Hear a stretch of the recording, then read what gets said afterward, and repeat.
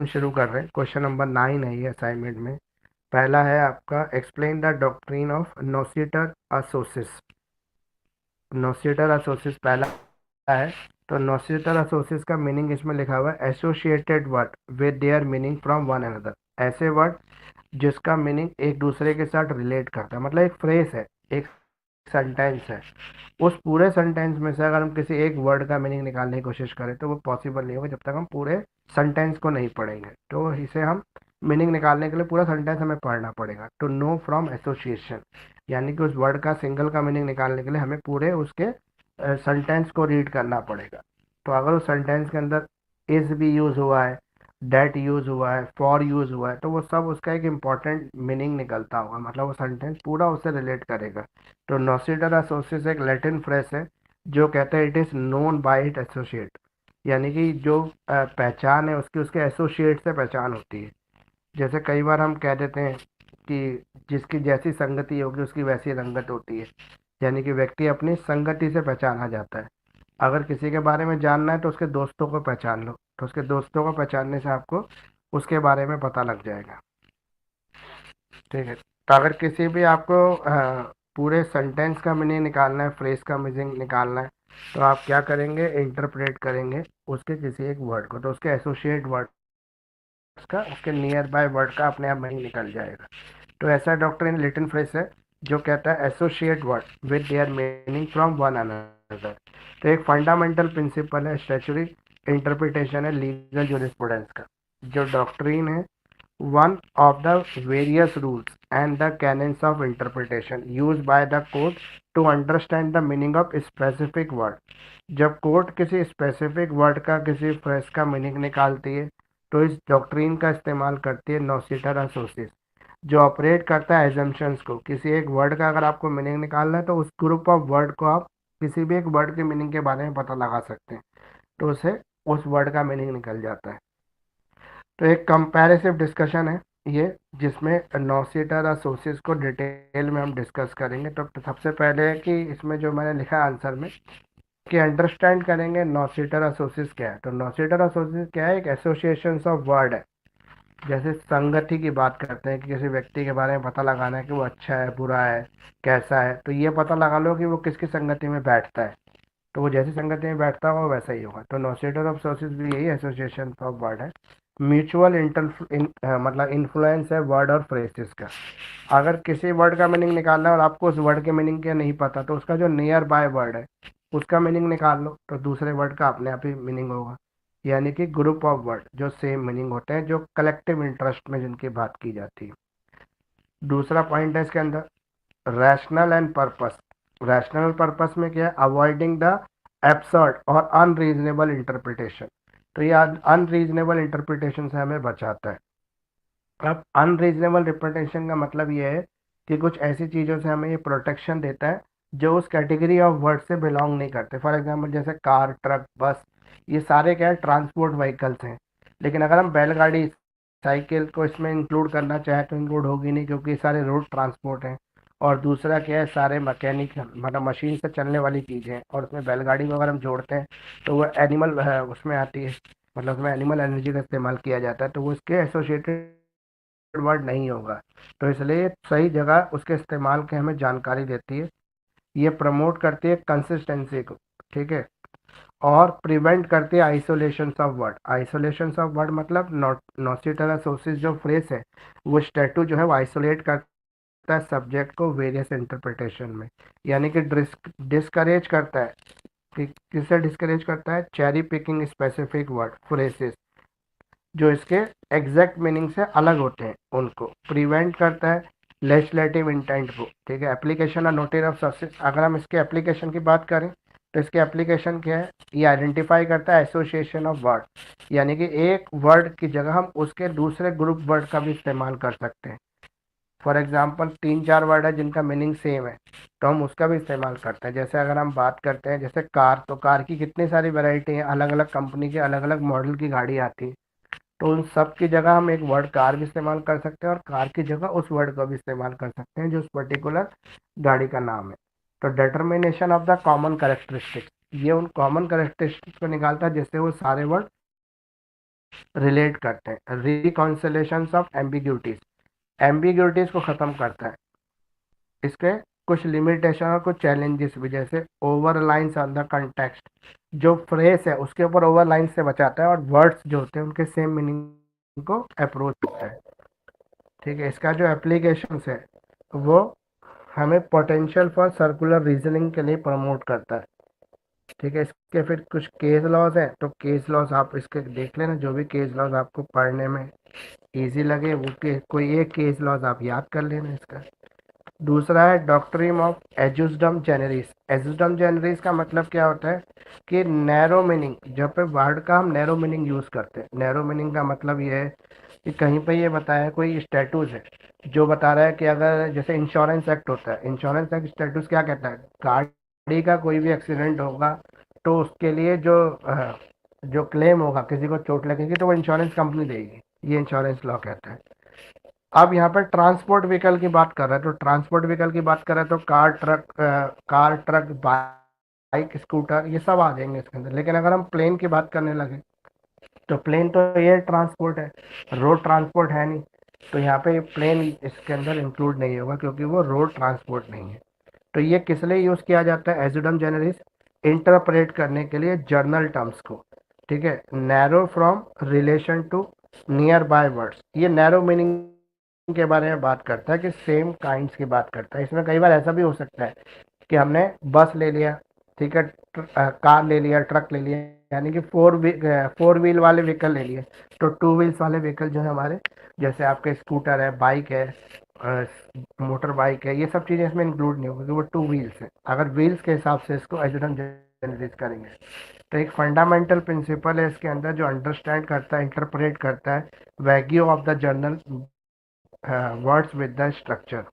तो एक Latin phrase है जिसका मीनिंग होता है of the same kind, same kind की चीज़ों को इंक्लूड करता है एजुडम जेनरिस। एजुडम जेनरिस का अगर सिंपल मीनिंग बोले तो ऑफ द सेम काइंड, जहाँ पे सेम क्लास की बात करता है। देखो, ग्रुप अलग होता है, जिसकी बात कर रहा था नोसिटर सोसिस, वो ग्रुप की बात कर रहा था, ये सेम ग्रुप, और ये बात कर रहा है सेम क्लास, तो क्लास और ग्रुप में डिफरेंस है। जैसे मैंने बताया कि सारी फोर वही व्हील वाली गाड़ियों की बात करेगा तो फोर व्हील आएगा, टू व्हील नहीं आएगा। उसमें ऑटोमोबाइल की बात कर रहा था, सारे ऑटोमोबाइल आ जा रहे थे, चाहे टू व्हील है या फोर व्हील है। तो ये सेम क्लास की बात कर रहा है, क्लास के रूप में इसको बांट रहा है, तो स्पेसिफिक कैटेगरीज की बात करता है एजुडम जेनरिस जो है। ये हेल्प करता है किसी भी चीज़ के जनरल मीनिंग को निकालने के लिए, एजुडम जेनरिस। अगर हम एजुडम सर जेनरिस की बात करें, बताइए। Sir sorry to interrupt you, लेकिन एजेसडम जनरस का जो प्रिंसिपल है इसको हम ऐसे भी याद कर सकते हैं, कद्दू कद्दू को देख के रंग बदलता है। हम्म, कर सकते हैं। Okay sir. तो एक क्लास की बात हो रही, तो एक क्लास के वर्ड है, ठीक है, कंपैरेटिव डिस्कशन है ये। इसको हम आगे एक एक करके करेंगे। जैसे अंडरस्टैंडिंग द एजुडम जेनरिस, को अगर हम अंडरस्टैंड कर रहे हैं तो हमने ये समझ लिया कि ये सेम काइंड ऑफ क्लास की बात करता है, मतलब एक ही जैसे कि, मतलब एक ही नेचर के लोग, एक ही तरह के दिखने वाले लोग, उस तरह की बात कर रहा है जो सेम हो। ठीक है, और एजुडम जेनरिस जो है वो अप्लाई करता है फ्रेसेस ऑफ वर्ड जो कॉन्टेक्स्ट हैं, जो सिंगल वर्ड होता है या फिर जिनके सिंगल मीनिंग है, करेक्टर सेम है, नेचर सेम है, उन वर्ड्स को इंक्लूड करता है। ठीक है, अगर हम इसके रैशनल और पर्पस की बात करें तो अवॉइड करता है ये ओवर ब्रेथ को।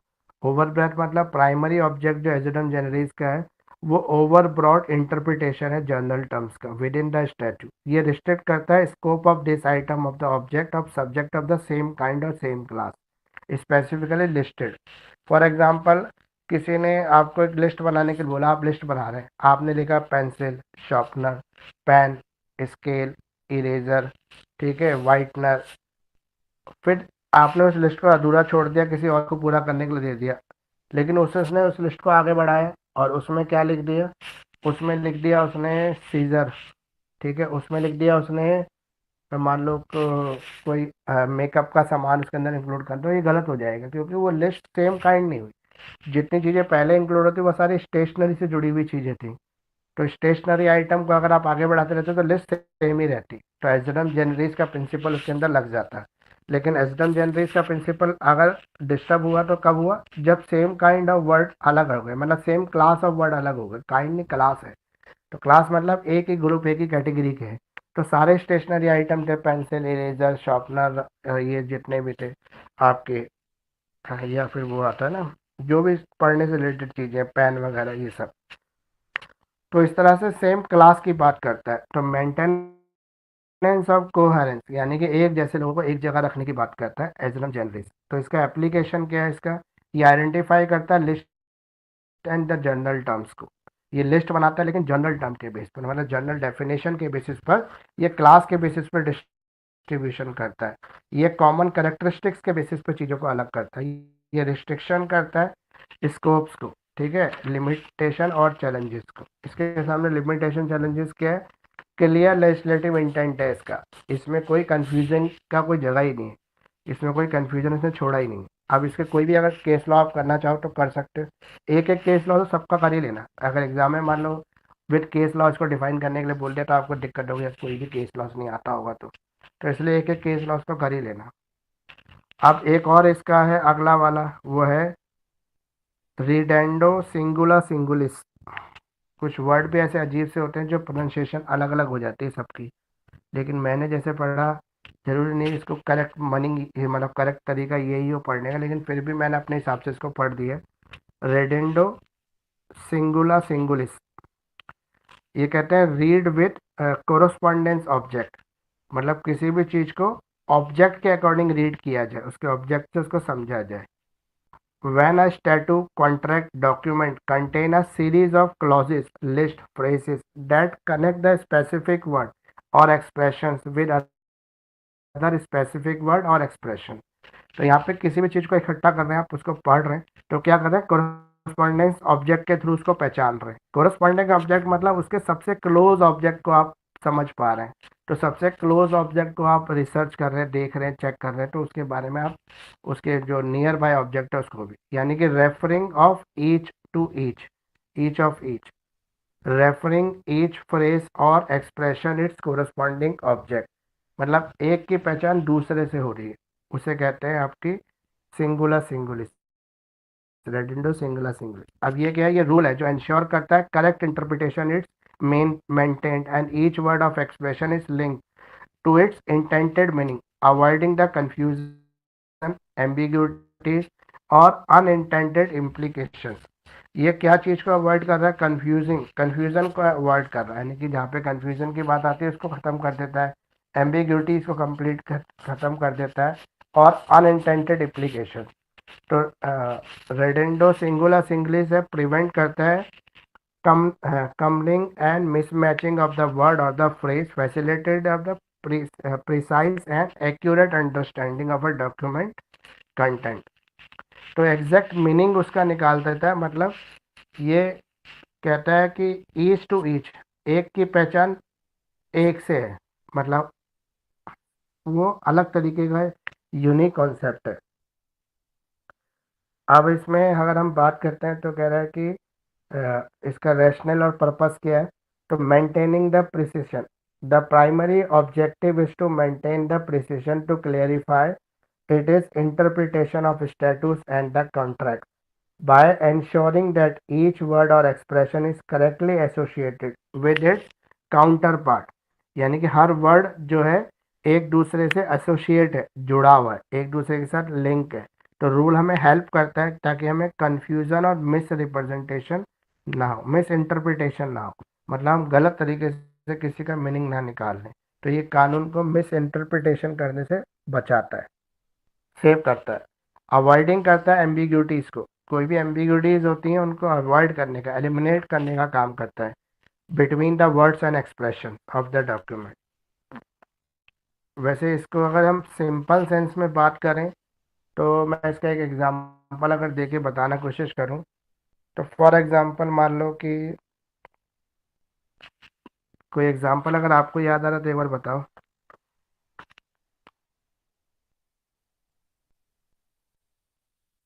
किसी को भी इसका कोई एग्जांपल अगर याद आ रहा हो तो, किसी ने कुछ पढ़ा हो, मतलब एक कानून को तब तक ठीक करने की कोशिश करनी है, मतलब उसका करेक्ट मीनिंग निकालने की कोशिश करनी है जब तक सारी पॉसिबिलिटीज खत्म ना हो जाए तब तक उसके ऊपर आप काम करते रहें, करते रहें, करते रहें। तो उससे ये होगा वो कानून के अंदर से कुछ तो निकल कर आएगा ही। यानी कि जब तक उसको हम प्रॉपर तरीके से प्रेजेंट कर सकते हैं, उसका सही अर्थ निकाल सकते हैं, जब तक सही अर्थ ना निकले तब तक आप उसका इंटरप्रिटेशन करते रहें, लगातार करते रहें, ताकि जो जितनी भी एम्बिग्यूटीज है उनको अवॉइड किया जाए। Preserving the parties intent, parties का जो इंटेंट है उनको प्रिजर्व करता है। इसमें प्रिंसिपल है contract should be interpreted to give effect to the parties' mutual intent. This rule helps to ensure that the document terms accurately reflect the principal intention, promoting the legal certainty. ठीक है, ये understand करता है document की language को और rules को, promote करता है लीगल सर्टेनिटी को, कंसिस्टेंसी को in interpreting the statutes and the contract. Application अगर हम बात करें कहाँ पे अप्लाई होता है, तो जहाँ पर आइडेंटिफाई करना होता है आपको कनेक्टेड क्लॉजेस को, यानी कि किसी रूल्स के कनेक्टेड क्लॉजेस को आप आइडेंटिफाई करें तो ये जो सिंगुलर सिंगुलस है इसको आप इस्तेमाल करते हैं। Phrases within the statute, contract, or document that establish the connection between the specific word or expressions. These connected elements are typically found to the text of the document, determining the proper association. यानी कि proper associated word आप इसमें find करते हैं, interpret करते हैं, determine करते हैं proper association between the specific words or expression. Avoiding commingling, interpret, take care of the avoid the commingling or mismatch words or expression. Each word or expression must be linked to its intended meaning. Limitation, इसकी कुछ limitations हैं। Applicability depend on the document structure, ये वहीं पर भी वहीं applicable होगा जहाँ पे document इसको support करता हो। The presence of the connecting element that establish the specific association. In some cases, there may be no such element, rendering the rule of inapplicable. अब है इंटरप्रिटेटिव डायरेक्शन, जहाँ पर हम इंटरप्रेट कर सकते हैं डॉक्यूमेंट की लैंग्वेज को, लगातार चेंज करने की कोशिश या उसके मीनिंग को निकालने की कोशिश कर सकते हैं। वहाँ पे रेडिंडो सिंगुलर सिंगुलस में not always provide a definitive solution. Language variation, language का फर्क होता है। Language can be vary, application of the rule may be affected by the specific wording and drafting of the document. Some document may use the alternative linguistic structure that do not neatly fit within the scope of the rule. ठीक है, फिर इसके भी कुछ example है, कुछ case laws हैं, उनको आप कर लेना। तो ये तो क्वेश्चन 9 में जो थे हमारे, जो लैटिन लीगल लैटिन मैक्सिम। अब क्वेश्चन 18 में भी कुछ लीगल लैटिन मैक्सिम मैंने आपको दिए हुए, तो उनको एक बार और मैं बताता हूँ आपको। पहला है इसके अंदर उट्रेस मैगिस वेलियट क्वेम पेट्रिट। अब ये कुछ ऐसे वर्ड हैं जो शायद मैंने सही से ना पढ़ा हो, लेकिन जो इसमें लिखा है मैंने उसी तरह से इसको पढ़ दिया। तो इसका मतलब क्या, it is better for the thing to have effect than to made a word. किसी भी चीज़ को वर्ड बनाने से पहले ये बोलना कि ये तो काम ही नहीं करता प्रिंसिपल, ये स्टैटू जो है बेकार है। हम कोशिश करें better for the thing to have effect to be, जितना हम उसको इम्प्रूव करने की कोशिश कर सकते हैं उसके नाम उसके ऊपर इम्प्रूव करने की कोशिश करें। तो ये एक लैटिन फ्रेज है, ठीक है। Let the thing be more strongly establish than lost. चीज़ें लॉस्ट हो जाए मतलब खराब हो जाए, उस कानून का पालन ना हो पाए, उससे अच्छा है कि हम कोशिश करें कि जितना स्ट्रांगली हम उसको इस्टेब्लिश कर सकते हैं उतने स्ट्रांगली हम उस लॉ को इस्टेब्लिश करने की कोशिश करें, मतलब पूरी कोशिश करें कि वो बिगड़ने से पहले वो बन जाए। It is one of the foundational principle of statutory interpretation, often employed by the court to ensure that law is applied in a manner that uphold advances of its intended purpose। कि law को जिस purpose के लिए बनाया गया था उसी purpose के साथ ही लॉ जो है एप्लीकेबल हो। जो ये प्रिंसिपल है ये अंडरस्कोर करता है improper of prevention and giving the effect of legislative intent behind the statute. इसका मीनिंग क्या है, तो प्रिजर्वेशन ऑफ लेजिस्लेटिव इंटेंट, तो लेजिस्लेशन के जिस इंटेंट के साथ इसको बनाया गया था, मतलब किसी भी स्टैट्यू को किसी भी लॉ को जिस इंटेंशन के साथ मेक किया गया था उसके इंटेंशन को प्रिवेंट किया जाए, उसी इंटेंशन के साथ उसको लागू किया जाए। अवॉइडेंस ऑफ एब्सर्ड रिजल्ट, जो एब्सर्ड रिजल्ट है, जो अनरीजनेबल कंडीशन है, अनजस्ट आउटकम है, उनको दूर करने की, खत्म करने की कोशिश की जाए। Preference for validity, preference for validity का मतलब ये है कि confronted with the potential conflict and ambiguities in the law, जितनी भी उसके अंदर एम्बिग्यूटीज हैं, जितने भी कॉन्फ्लिक्ट के चांसेस हैं, उनको ख़त्म करने की कोशिश किया जाए ताकि स्टैटू को जो है वो लागू किया जाए। हारमोनियस इंटरप्रिटेशन, तो अट्रिस मैगिस वैलेट कॉम्पेट्रिट जो है वो प्रमोट करता है harmonious and consistent interpretation of statue. ये इनकरेज करता है understanding that ensure the various provisions of law work together smoothly and do not contradict one another. Avoidance of frustration, frustration की अवॉइडेंस को दूर करता है। ये तो प्रिंसिपल है जो मेंटेन करता है law's utility effectiveness in achieving its goal. इसका एप्लीकेशन है लेजिस्लेटिव इंटेंट के साथ इसको अप्लाई किया जाता है। कोशिश यही होती है कोई भी लॉ जो बनाया गया है, जिस मकसद से बनाया गया, उसी मकसद से वो एप्लीकेबल हो, उसको बदलने की जरूरत ना पड़े, उसको इम्प्रूव करने की कोशिश की जाए। अवॉइडेंस ऑफ एब्सर्डिटी, जहाँ पर भी ऐसी कंडीशन आती है कि लॉ एप्लीकेबल होना मतलब ईजी नहीं होता, मुश्किल होता है, लॉ अप्लाई नहीं हो सकता, वहाँ पे उस लॉ के अंदर कुछ चेंजेस करके, मतलब कुछ तरीके से उसके इंटरप्रिटेशन करके उसको लागू किया जाए। प्रिजर्वेशन ऑफ मीनिंग, मीनिंग को एग्जैक्ट मीनिंग जो बनाने वालों ने जिस उद्देश्य से लॉ बनाया था उसी मीनिंग के साथ उसको लागू किया जाए। कॉन्फ्लिक्ट जो होती है उनको बैलेंस करने की कोशिश किया जाए प्रोविजन के थ्रू। सेंटर इंटरप्रिटेशन, इसकी जो कोर्ट होती हैं जिनके ऊपर जिम्मेदारी इंटरप्रेट करने की, वो अप्रोप्रिएट इंटरप्रिटेशन दें इसका। इसके भी कुछ केस लॉज लिखे हैं मैंने, वो देख लेना। अगला है इसका एक्सप्रेशन यूनिनस एस्ट एक्सक्लूजन एल्ट्रीज। ये क्या है? ये एक फंडामेंटल प्रिंसिपल है स्टैट्यूटरी इंटरप्रिटेशन का, जो कोर्ट यूज करती है अंडरस्टैंड करने के लिए, एनालाइज करने के लिए लैंग्वेज ऑफ स्टैटू और लीगल डॉक्यूमेंट। किसी भी लीगल डॉक्यूमेंट या किसी भी स्टैटू की जो लैंग्वेज है, उस लैंग्वेज का अर्थ पता लगाने के लिए कोर्ट इसका यूज करती है इस स्टैटू का। व्हेन वन और more things of a class are expressly mentioned, other of the same class are excluded। जब हम एक क्लास का प्रिंसिपल अप्लीकेबल कर रहे हैं तो हमें अदर क्लास से एक्सक्लूड करना पड़ेगा। एक क्लास का मतलब है एक ग्रुप के लोगों के लिए अगर हमने कोई कानून बनाया है तो दूसरे ग्रुप को उससे एक्सक्लूड करना पड़ेगा। For example Hindu personal law, तो हिंदुओं के ऊपर एप्लीकेबल होगा, मुस्लिमों को एक्सक्लूड करना पड़ेगा उसमें से। तो ये एग्जाम्पल है, इसका एक एग्जाम्पल भी हो सकता है। If a statue is referred बस एंड ट्रक, तो हमें क्या करना पड़ेगा? फाइनली रेफर टू बस एंड ट्रक, तो हमें केवल बस और ट्रक की बात करनी पड़ेगी, लेकिन बस और ट्रक जैसी और चीज़ें जो है वो इसमें इंक्लूड नहीं होगी। अगर कोई कानून बनाया गया उसमें क्लियर लिख दिया गया है कानून के अंदर केवल ये बस और ट्रक के लिए बनाया जा रहा है, तो उसमें केवल बस और ट्रक ही लागू होंगी। कार भी, लैंड ट्रांसपोर्ट है, रोड ट्रांसपोर्ट है, वो भी आ जाएगा? नहीं आएगा। टेम्पू आ जाएगा? नहीं आएगा, ट्रक आएगा सिर्फ। तो उसमें क्लियरली जब मेंशन कर दें स्टैट्यू के अंदर तो वो उसी के ऊपर एप्लीकेबल होता है जो बोला गया है। तो एक लैटिन लीगल फ्रेज है ये, the expression of the one thing is exclusion of the other. एक चीज को जहाँ पे एक्सप्रेस कर दे, किसी स्टैट्यू के अंदर एक चीज का मेंशन हो जाए, एक चीज के बारे में बोल दे, तो अदर चीज उसमें से एक्सक्लूड हो जाती है, निकल जाती है बाहर। तो अदर चीजों पे वो स्टैट्यूज जो है वो लागू नहीं होता। ठीक है। When a statue expressly mention और इंक्लूड वन थिंग और कैटेगरी, अगर स्टैटू ने किसी स्पेशल किसी वन थिंग को मेंशन कर दिया या इंक्लूड कर दिया तो अदर थिंग उसमें से एक्सक्लूड हो जाएंगे, तो अदर थिंग पे वो स्टैटू लागू ही नहीं होगा। जैसे मैंने बताया हिंदू लॉ, हिंदुओं के पर्सनल लॉ है तो हिंदू के ऊपर ही लागू होगा। मुस्लिम उसमें से एक्सक्लूड हो जाएंगे, क्रिश्चियन उसमें से एक्सक्लूड हो जाएंगे, उनके ऊपर लागू नहीं होगा। तो एक स्पेशल चीज का अगर नाम वहाँ पे मेंशन कर दिया तो फिर उसी पे लागू होगा। मीनिंग क्या है इसका? मीनिंग है डेलिब्रेंस लेजिस्लेटिव इंटेंट। जो बनाने वाले हैं उन्होंने इस इंटेंशन के साथ बनाया, उन्होंने क्लियरली मेंशन कर दिया, तो क्लियरली जो एक्सप्रेस किया है, जो मेंशन किया है एलिमेंट, उसी एलिमेंट के ऊपर वो स्टैटू जो है एप्लीकेबल होगा।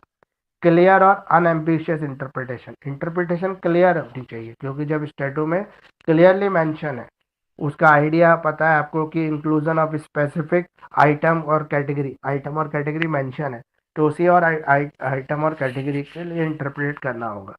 Add to avoiding ambiguities, ambiguities को अवॉइड करना, मतलब मेन तो इंटरप्रिटेशन इसलिए की जाती है कि किसी भी तरह की जो एम्बिग्यूटीज है उनको दूर किया जाए। सिचुएशन जहाँ पर कोई डाउट का मामला आता है उसे एम्बिग्यूटीज कहते हैं। तो उन डाउट्स को रिजॉल्व करना है, खत्म करना है। तो प्रिवेंशन ऑफ लेजिस्लेचर, हमें लेजिस्लेचर का प्रिवेंशन करना है, उसको बचाना है। मुझे अभी गोपाल जी सब्जी रखी। प्रमोशन ऑफ प्रिडिक्टेबिलिटी, हमें प्रिडिक्टेबिलिटी को प्रमोट करना है। प्रिडिक्टेबिलिटी मतलब क्या है इसकी, जो लॉ आपने बनाया किसी स्पेसिफिक पर्पस के लिए, किसी स्पेसिफिक गुड्स के लिए, किसी स्पेसिफिक के लिए, तो उसी स्पेसिफिक के ऊपर वो अप्लाई होगा। तो uniform understanding of the law by making the exclusion of unmentioned categories, जो अनमेंशन कैटेगरीज है उसका एक्सक्लूजन कर देंगे।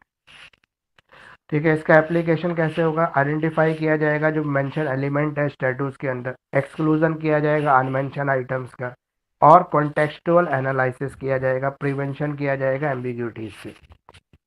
अगला जो है इसमें सी पॉइंट, वो है आपका कंस्ट्रक्शन कंटेम्पोरानिया है, कंटेम्पोरानिया एक्सप्लिसिटो एस्ट फॉस्टिसिमा इन लेगी। तो ये क्या कहता है, ये एक लैटिन फ्रेज है जिसका मीनिंग है आपका contemporary construction is the strongest in the law. तो लॉ में जो कंटेम्पररी कंस्ट्रक्शन होती है वो स्ट्रांग होती है, वो मजबूत रहती है, यानी कि contemporary exposition is the best and the strongest in the law. The best way of constitute a document is to read is it as it would and when made। जो कॉन्स्टिट्यूशन या जो भी स्टेटूज है जब वो लॉ बनाया गया था, हम उसको अगर रीड कर रहे हैं तो एज इट इज रीड करें जैसे वो लिखा गया था। मतलब उसके अंदर हम अपने वर्ड्स के मीनिंग को ऐड ना करें, उसको उसी तरह से रीड करें जिस इंटेंशन के साथ उसको बनाया गया था। तो it is suggested that most authoritative and weighty interpretations of a statute or the legal document is one that reflect the contemporary understanding and applications of that statute. In other words, the interpretation that aligns with how the law has been consistently understood and applied over time carries significant legal authority। इसका meaning क्या है, contemporary understanding है। हम यहाँ पे contemporary understanding कर रहे हैं कि लॉ को जो मेड किया गया था उसका इंपॉर्टेंट मतलब पर्पस क्या था, उसी पर्पस से हम इसको लागू करें। कंसिस्टेंसी और स्टेबिलिटी, लॉ जो है ये मैक्सिम कहता है कि उसी कंसिस्टेंसीज को इम्प्रूव करता है, डिस्करेज करता है फ्रीक्वेंट और ड्रास्टिक चेंजेस को जो लीगल इंटरप्रिटेशन में होता है, रिस्पेक्ट करता है एस्टेब्लिश प्रैक्टिसेस को, अवॉइडेंस ऑफ अननेसेसरी कंफ्यूजन, किसी भी अननेसेसरी कंफ्यूजन को अवॉइड करता है, बैलेंस करता है चेंज ऑफ द ट्रांजेक्शन को। तो ये तीनों जो था लैटिन मैक्सिम जो थे ये भी हो गए, और हमारा प्रिजम्पशन रह गया। तो मैं एक बार प्रिजम्पशन आपको बता देता हूँ। जो प्रिजम्पशन है, प्रिजम्पशन वैसे होती क्या है, प्रिजम्पशन वैसे मान्यताएं होती है। अब ये मान्यताएं होती है जो हमारी किसके साथ जुड़ी होती है, जो हमारी जुड़ी होती हैं इंटरप्रिटेशन के साथ। इंटरप्रिटेशन जब भी करते हैं हम कॉन्स्टिट्यूशन की तो कुछ मान्यताएं उसके साथ जुड़ी होती है, उन्हीं प्रिजम्पशन के बेस पर हम जो स्टैटूज है उसका इंटरप्रिटेशन कर सकते हैं। तो प्रिजम्पशन क्या है, presumption in the field of interpretation of statues. तो पहला है प्रिजम्पशन एज टू जुरिडिक्शन। तो जुरिडिक्शंस के अकॉर्डिंग, यानी कि जो भी लॉ हमारा स्टैटू बनाया गया उसका एक जुरिडिक्शन होगा, बनाने वाले ने बताया होगा कि वो कहाँ पे एप्लीकेबल होगा, क्या अधिकार क्षेत्र होगा उसका। तो हम उसका प्रिजम्पशन ये लेके चलेंगे जो स्टैटू बनाया गया उसी जुरिडिक्शंस के अंदर वो एप्लीकेबल हो। तो कोर्ट क्या अप्रोच करेगी, क्वेश्चंस रिलेटेड टू अथॉरिटी और power granted by the statue. जो भी स्टैटू है वो क्या अथॉरिटी दे रहा है, क्या पावर दे रहा है। ठीक है, पावर किसकी दे रहा है, एंटाइटी ट्रिब्यूनल को, एडमिनिस्ट्रेटिव बॉडी को। जैसे हमारा कॉन्स्टिट्यूशन है उसने दो चीज़ों को पावर दी हुई है हमारे कॉन्स्टिट्यूशन में, एक सुप्रीम कोर्ट ऑफ इंडिया और एक लेजिस्लेटिव बॉडी ऑफ इंडिया, यानी कि हमारा अपर हाउस और लोअर हाउस, राज्यसभा और लोकसभा, इनको सबसे ज़्यादा पावरफुल बनाया है हमारे कॉन्स्टिट्यूशन में। तो कॉन्स्टिट्यूशन एक स्टैटू ही तो है, और उस स्टैटू के अंदर प्रिजम्पशन क्या है कि सबसे जो स्ट्रॉन्गेस्ट बॉडी होगी वो लेजिस्लेचर होगा, और उसके बाद अगर उसके अंदर कुछ भी होगा तो जुडिशरी, जुडिशरी उसको करेक्ट करेगी। इसके बाद हमारा जो इसी प्रिजम्पशन में है, जहाँ पे हम बात कर रहे हैं किसकी, प्रिजम्पशन ऑफ इंटरप्रिटेशन में जुरिडिक्शंस की। तो इसी जुरिडिक्शंस की हम बात करेंगे। तो इसमें आएगा आपका टेक्सचुअल एनालिसिस।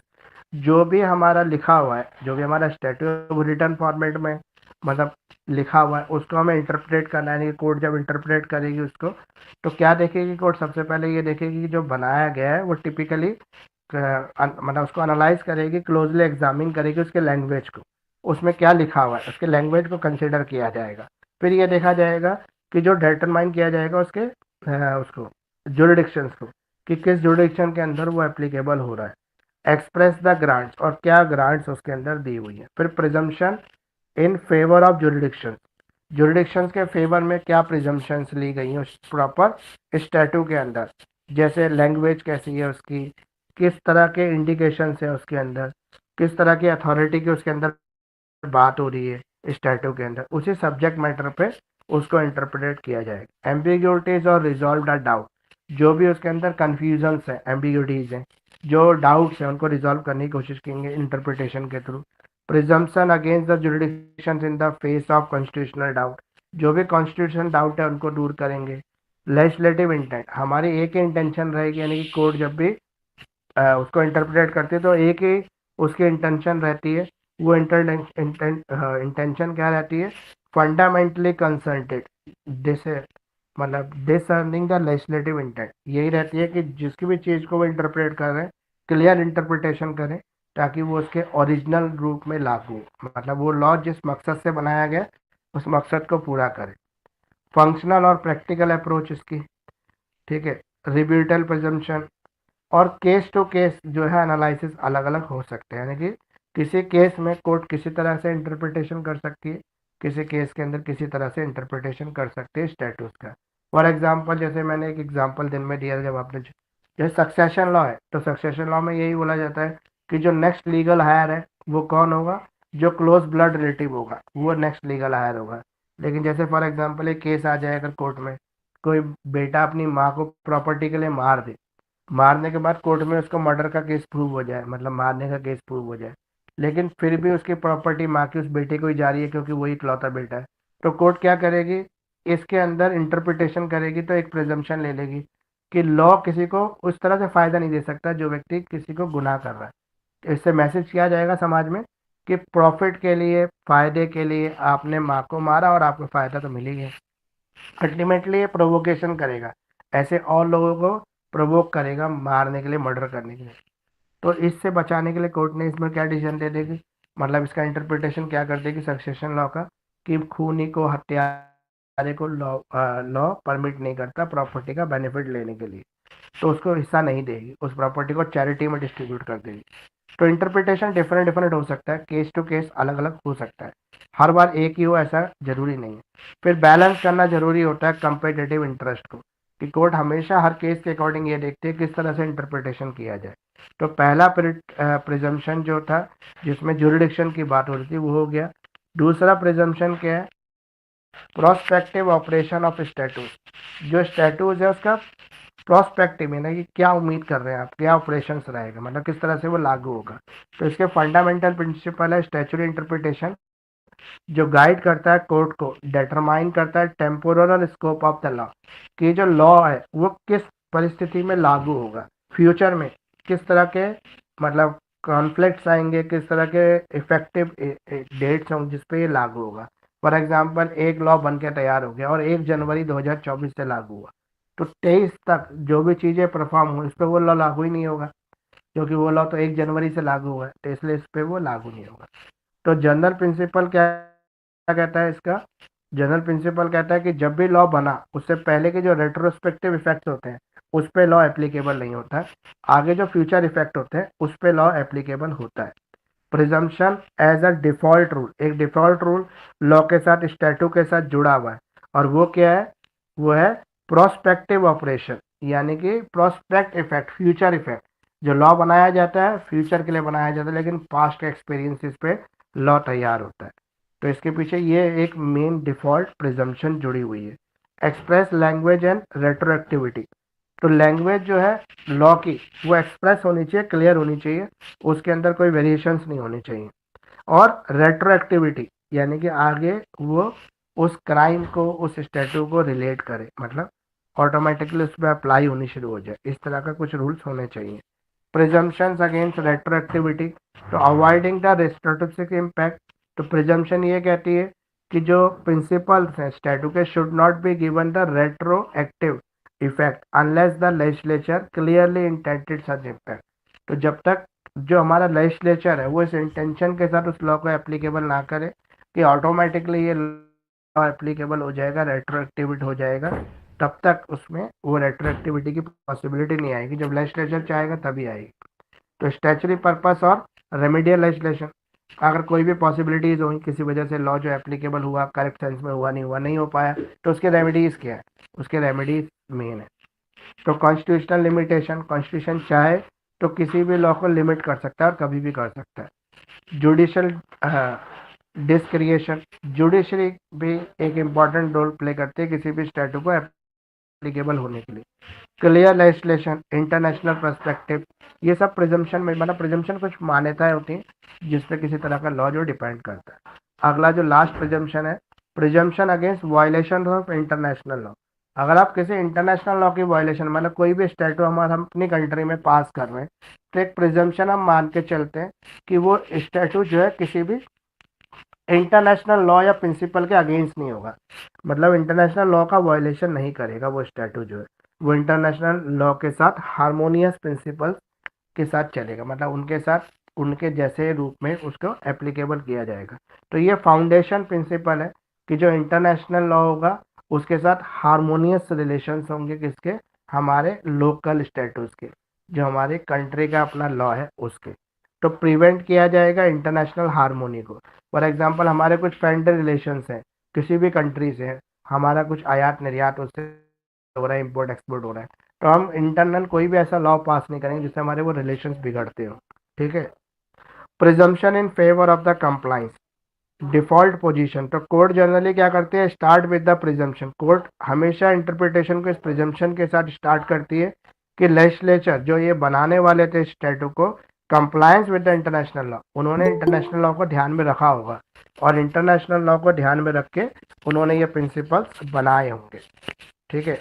अब कंसिस्टेंसी विद ट्रीटी ऑब्लिगेशन, जो हमारी इंटरनेशनल ट्रीटीज होती हैं, इंटरनेशनल कन्वेंशंस होती हैं, उन ट्रीटीज और कन्वेंशन को भी कंसिडर किया जाता है जब भी कोई हमारा लोकल डोमेस्टिक लॉ तैयार होता था। क्लियर लेजिस्लेटिव इंटेंट, हर लॉ के अंदर क्लियर इंटेंशन बताई जाती है कि क्लियरली किस ग्रुप के लिए, किस लोगों के लिए आपने वो लॉ तैयार किया है। Harmonisation of the law, law के अंदर हार्मोनाइजेशन मतलब इंटरनेशनल लेवल पर कहीं भी कुछ उस लॉ के लिए कोई कंप्लेंट, कोई चैलेंजेस ना आए, ये ध्यान रखा जाता है। कॉन्फ्लिक्ट अवॉइडेंस, किसी भी तरह के कॉन्फ्लिक्ट से बचा जाता है इंटरनेशनल लेवल पर। कस्टमरी इंटरनेशनल प्रिंसिपल, जो कस्टमरी इंटरनेशनल प्रिंसिपल्स हैं जो हमने इंटरनेशनल लॉ पढ़ते वक्त भी पढ़ा था, उनका भी ध्यान रखा जाता है। इंटरनेशनल जो कस्टम्स वगैरह होते हैं। कॉन्स्टिट्यूशनल इम्प्लीकेशंस, कॉन्स्टिट्यूशन के अकॉर्डिंग तो हर चीज़ तैयार होती है। Presumption as a guide not absolute, presumption जो है एक स्टैचुरी कंस्ट्रक्शन है। तो ये आपके जो है सारे कंप्लीट हो गए प्रिजम्पशन जितने भी थे। अब ये जो है आपको पढ़ना कैसे है, एक ये, तो ये थोड़ा सा पढ़ने में थोड़ा डिफिकल्ट सब्जेक्ट तो है ही।